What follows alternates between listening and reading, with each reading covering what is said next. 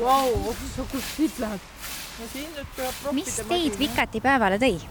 Eks ikka otsene vajadus tõi siia oma kodusaarele tagasi, et nagu mandrimees ma olen siin juba ligi 40 aastat olnud, tuleb niita ja mitte ainult muidugi muruniidukiga, sellepärast, et eintained levivad paremini kui vikatiga niita. Teine asi see, et meil on Väänö-Jõesuus küllalt suur selline hoov või õu, kus kasvavad suursirmikud juba ka sel aastal välja mõni tulnud ja seentele on parem see, kui eintaimed oleks mitmekesisemad ja kahju on ka teinekord heina niita ja otsene vajadus ka kas või alla panemiseks, kas või küülikud võiks pidama hakata selline mõte, et see tendents või komme, et inimesed nii väga ei trimmerde ega seda bensiinivingu ja lärinat, mootori mürinat, et tasapisi nagu vikatiga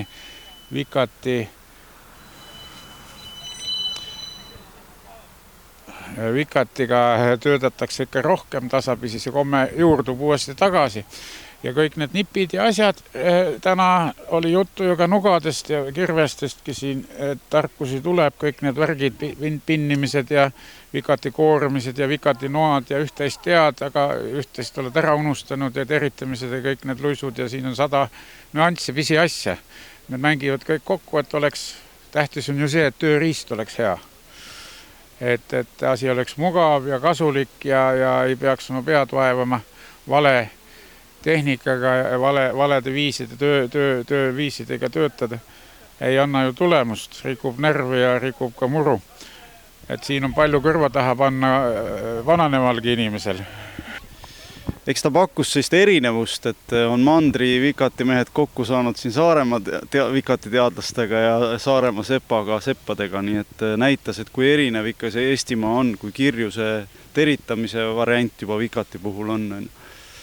Siin oli kuulda, et Saaremaa hein on ka teistmoodi. Võib-olla on täna nagu õhtupoolik juba ka, et sellepärast on hein kuiv, aga eks ta natukene tundub selline tugevam olevat lihtsalt öeldes kui mandrihein. Võib-olla see on nali, aga paistab, et läheb raskemini nagu.